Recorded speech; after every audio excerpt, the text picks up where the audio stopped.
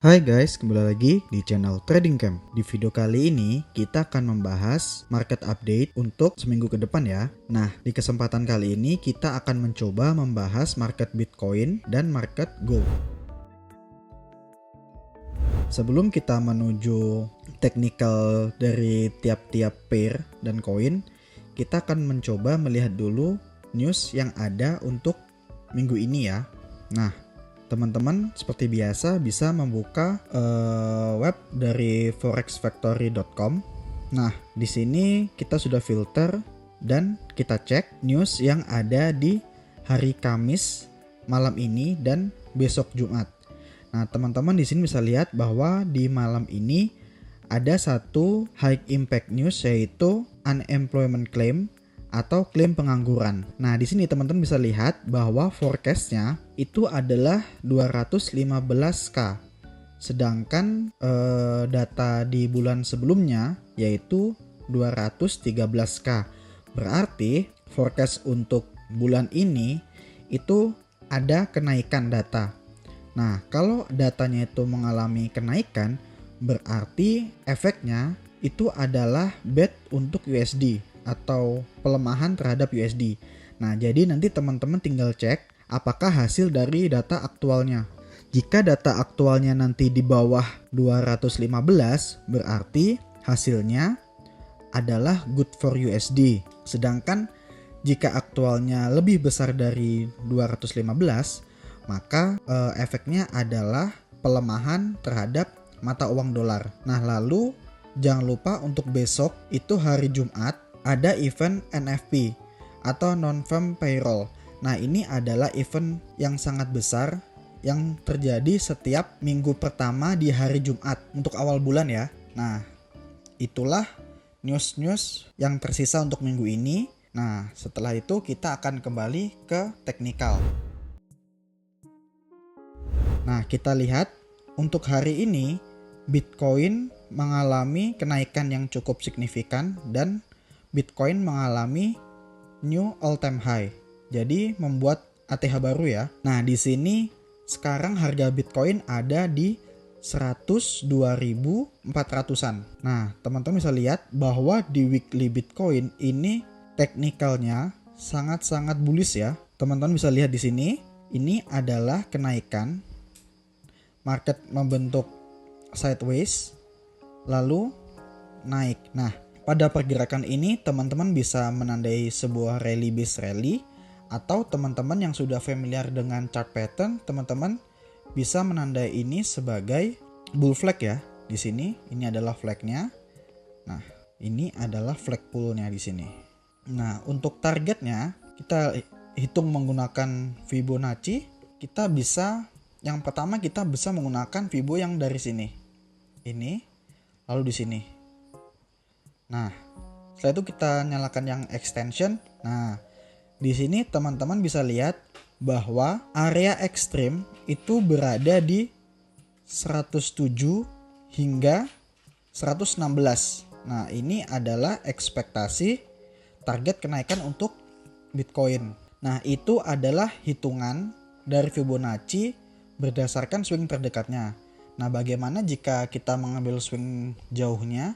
Nah, di sini teman-teman bisa menggunakan ini sebagai titik A, lalu ini adalah titik B. Nah, di sini teman-teman bisa mencoba untuk menarik Fibo dari A ke B. Kita hapus dulu yang kecil.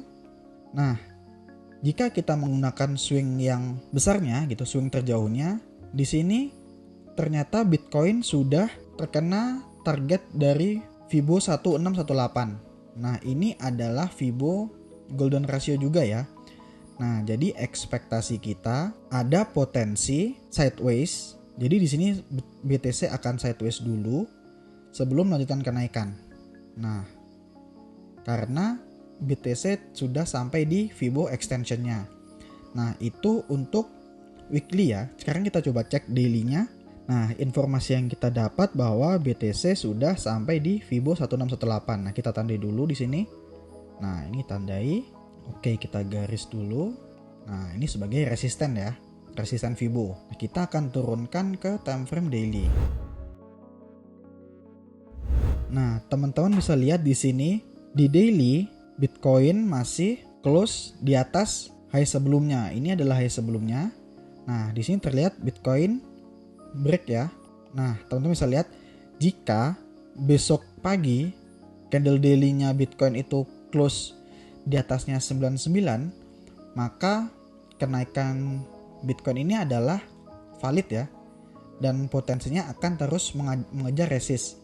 Nah, yang perlu teman-teman perhatikan di sini adalah apabila besok itu ternyata closingnya weak dan BTC gagal closing di atas 99 ini. Nah, ini adalah tanda yang cukup bahaya ya. Jadi ada potensi big seller masuk di market. Nah, ini adalah area yang wajib teman-teman pantau. Nah, itu untuk daily-nya.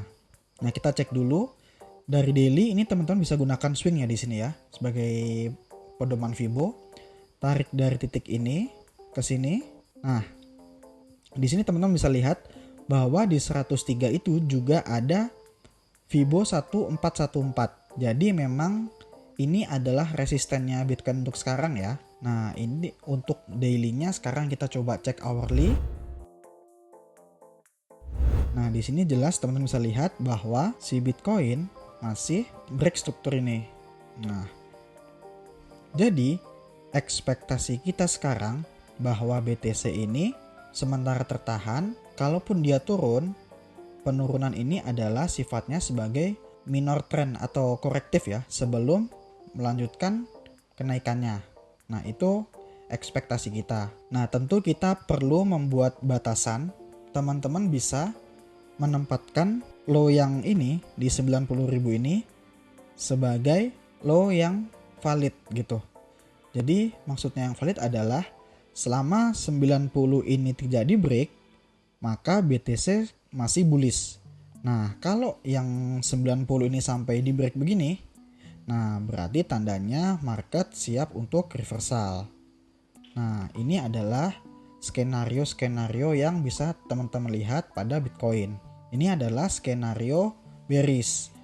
Skenario ini akan jalan jika 90,7 ini akan di break. Nah, maka kita akan bisa melihat Bitcoin mengalami penurunan. Tetapi jika 90.000 ini masih dijaga, skenario yang terjadi untuk Bitcoin adalah Bitcoin masih akan melanjutkan kenaikannya.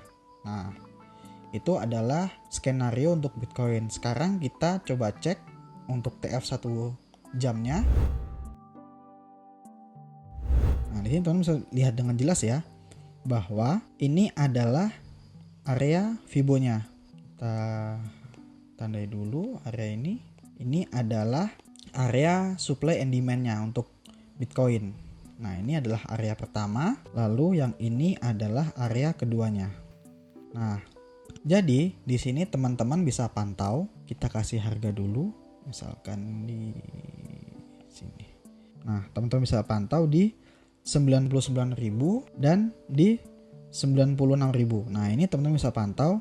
Ini adalah area untuk teman-teman mencari potensi long. Nah, ini yang pertama atau ini yang kedua. Nah, ini adalah forecast untuk Bitcoin dari mulai HTF atau TF besarnya hingga LTF atau TF kecilnya. Nah, sekarang kita akan beralih ke gold. Seperti biasa kita akan mencoba memulai dari time frame weekly ya. Sebentar.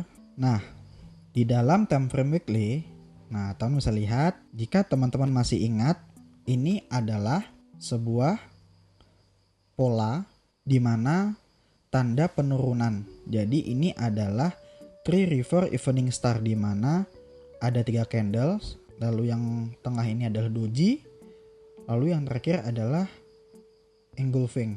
Nah, biasanya ini adalah tanda untuk market reversal. Jadi info yang kita dapat di weekly ini untuk gold ada potensi jika market gold akan mengalami penurunan. Nah, di sini kita juga bisa menandai sebagai SND. Teman-teman bisa tandai area ini. Nah, ini adalah supply untuk weekly. Lalu di sini teman-teman bisa lihat bahwa candlenya yang close kemarin adalah candle merah ya. Nah, sebelumnya adalah candle hijau. Nah, candle merah ini berpotensi sebagai candle retest. Jadi, di sini kalau gold tidak closing di bawah 2563, maka ekspektasi kita sebenarnya gold ini retest lalu bisa melanjutkan kenaikan dulu. Nah, tetapi jika ternyata market gold ini dia break bawah, nah ini sebagai pertanda bahwa gold memasuki trend bearishnya ya. Nah, ini adalah info di chart weekly. Lalu kita turun ke daily. Nah, di candle daily ini teman-teman bisa lihat bahwa candle yang satu ini yang warna merah ini adalah candle Marubozu di mana tebal bodinya. Nah, jika teman-teman gabungkan dengan candle sebelumnya, ini adalah pola bearish engulfing. Nah, dari daily ini sebenarnya saw ini kelihatannya kenaikan ini adalah retest. Ini adalah retest. Nah, sebelum gold melanjutkan penurunannya. Jadi ini mappingnya adalah turun, lalu sideways naik, lalu lanjut turun. Nah, ada potensi bahwa gold akan membentuk bearish flag.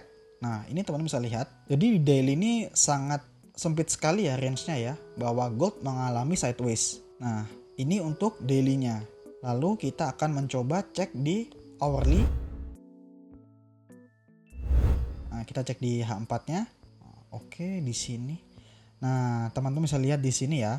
Di sini sangat jelas bahwa gold itu posisinya sekarang adalah sideways. Nah, posisi ini skenarionya adalah gold bisa naik dulu lalu turun, atau jika seller langsung masuk di sini juga bisa dari sini langsung turun. Nah, ini adalah dua skenario untuk gold di time frame H4. Nah, untuk mempertajam analisa kita juga bisa mengecek di time frame kecilnya. Nah, teman-teman bisa lihat di sini, kita hapus dulu. Nah, ini kan kelihatan ya. Teman-teman bisa menggunakan Fibo dari atas ini ke bawah, nah ke sini, lalu gunakan Fibo internalnya.